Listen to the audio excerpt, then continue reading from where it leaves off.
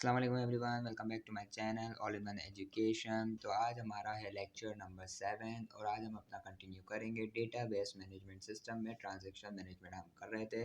सामने स्क्रीन में आप देख सकते हैं टॉपिक्स में हमारा पैरेलल एग्जीक्यूशन कंप्लीट हो चुका है। इसके सारे हमने lost update, dirty read, unrepeatable read और फैंटम रो हमने देख लिए थे। अगर आपने वो वीडियो नहीं देखी है तो ऊपर आई बटन में आपके पास आ रहे होंगे, आप वो जाकर विजिट कर सकते हैं। आज हम देखेंगे कि ट्रांजैक्शन मैनेजमेंट में सीरियलाइजेबल या सीरियलाइजेबिलिटी क्या होती है, किस तरह काम करती है, इसमें कौन कौन से मेथड्स होते हैं वगैरह वगैरह। तो चलिए देखते हैं सीरियलाइजेबल।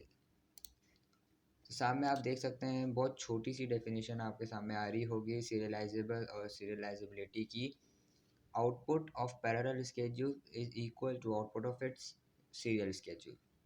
यानी कि फ़र्ज़ करें एक पैरेलल ट्रांजेक्शन्स हैं आपके पास, जो T1 T2 ले लें कि पहले T1 चल रही है, फिर T2 चल रही है, फिर दोबारा आपका CPU T1 पे आ रहा है, फिर दोबारा T2 पे जा रहा है, मतलब आपका पैरेलल ट्रांजेक्शन है। उसका जो एंड में आउटपुट होगा वो आपके सीरियल एग्जीक्यूशन वाले से सेम होगा। यानी अगर पैरेलल वाले को अगर आप सीरियल में कन्वर्ट कर दें तो उसका आउटपुट और उसका आउटपुट सेम होना चाहिए अगर आपको सीरियलाइजेबल पता करना है। तो सीरियलाइजेबल यही होता है कि दो ट्रांजेक्शन्स हों, एक उसका पैरेलल हो और एक उसका सीरियल हो। अगर दोनों का आउटपुट सेम आ रहा है तो हम कह सकते हैं कि वो सीरियलाइजेबल है। अच्छा, अब हम ये चेक कैसे करते हैं कि वो सीरियलाइजेबल है या उसको कन्वर्ट कैसे करते हैं सीरियल में, ये सारे मेथड मैं आपको एक्सेल के थ्रू समझाऊंगा। उसमें एक एग्जांपल लेके इंशाल्लाह आपको बहुत अच्छे से समझ आ जाएगा। तो चलिए एक्सेल की तरफ चलते हैं और देखते हैं सीरियलाइजेबिलिटी क्या होती है और उसमें क्या क्या मेथड्स होता है। तो देख सकते हैं आप सामने आपके एक्सेल की स्क्रीन आ रही होगी। सीरियलाइजेबल मैंने हेडिंग डाली हुई है और मैंने यहाँ पे तीन स्ट्रक्चर्स बनाए हुए हैं क्योंकि मैं आपको तीन एग्जाम्पल के थ्रू बताऊंगा कि सीरियलाइजेबल क्या होता है। चलिए पहले एग्जांपल देखते हैं। पहले एग्जांपल में हमारे पास दो ट्रांजेक्शन्स हैं। ठीक, सबसे पहले हम कंसीडर करते हैं कि हमारे पास दो वेरिएबल हैं। फ़र्ज़ करें हमारे पास दो वेरिएबल हैं ए और बी। मैं यहाँ पे लिख देता हूँ ए और बी, ए बी। अब एक ट्रांजेक्शन चली है, उसने रीड किया है ए को, ठीक है, कोई मसला नहीं हुआ। अब इसी ट्रांजेक्शन ने रीड किया है बी को, ठीक है, अभी भी कोई मसला नहीं हुआ। अभी ट्रांजेक्शन 2 चली, ट्रांजेक्शन 2 ने जो है राइट कर दिया ए में और राइट कर दिया बी में।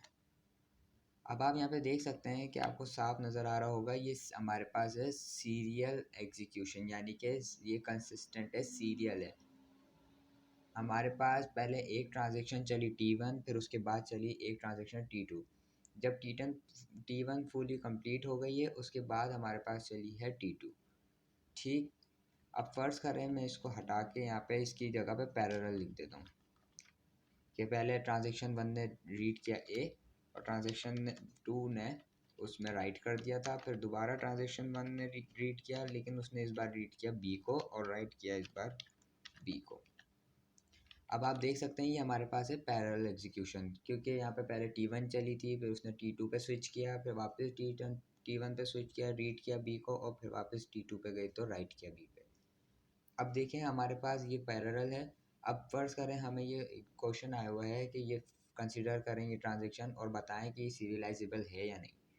तो अब मैंने आपको जैसे बताया सीरियलाइजेबल पता करने का तरीका ये है कि पैरेलल को आप पहले सीरियल में कन्वर्ट करें। जब आप सीरियल में उसको कन्वर्ट करेंगे तो अगर उन दोनों का आउटपुट सेम होगा तो वो आपकी सीरियलाइजेबल होगी।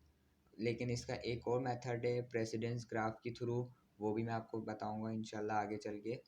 तो अब फ़र्ज़ करें मुझे इस ट्रांजेक्शन 1 और ट्रांजेक्शन 2 जो हमने एग्जांपल लिए इसको सीरियल में कन्वर्ट करना है। इसके दो मेथड हैं, या तो मैं पहले T1 ले लूँ, उसके बाद जो है मैं T2 लूँ सीरियलाइजेबल में कन्वर्ट करने के लिए, या फिर पहले T2 को कंप्लीट कराऊँ पूरा फिर उसके बाद T1 लूँ।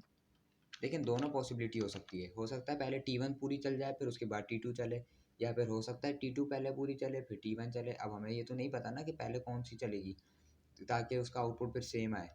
तो ये चीज़ हमें पता करनी होगी। ये चीज़ पता करने के लिए कि हम पहले कौन सी वाली यूज़ करेंगे, इसका एक पूरा मेथड है दो मेथड है बेसिकली इसके, एक कॉन्फ्लिक्ट सीरियलाइजेबिलिटी और एक व्यू सीरियलाइजेबिलिटी। इंशाल्लाह उसके लिए एक सेपरेट वीडियो में लेकर आऊँगा दोनों के लिए, तो उसमें आपको अच्छे से समझ आ जाएगा। इस वीडियो में मैं आपको बेसिक कॉन्सेप्ट आपको देना था सीरियलाइजेबिलिटी का। तो वो ये है कि जब आप पैरेलल को कन्वर्ट करते हैं कॉन्फ्लिक्ट या व्यू सीरियलाइजेबिलिटी के थ्रू सीरियल बनाते हैं, तो उससे बाद हम प्रेसिडेंस ग्राफ के थ्रू चेक करते हैं क्या ये कॉन्फ्लिक्ट और व्यू सीरियलाइजेबिलिटी में कन्वर्ट हो चुका है। अगर हो चुका होता है तो जाहिर सी बात है वो फिर सीरियलाइजेबल भी होता है। ठीक, अब जैसे कि मैंने यहाँ पे लिखा कि पहले हो सकता है T1 पूरी चल जाए, तो फ़र्ज़ करें यहाँ पे T1 रीड कर ले A को, फिर T2 रीड कर ले B को, पहले ये T1 पूरी चल जाए और फिर जो है T2 चले। या मैंने आपको बताया कि दूसरा मेथड ये भी हो सकता है कि पहले या तो T2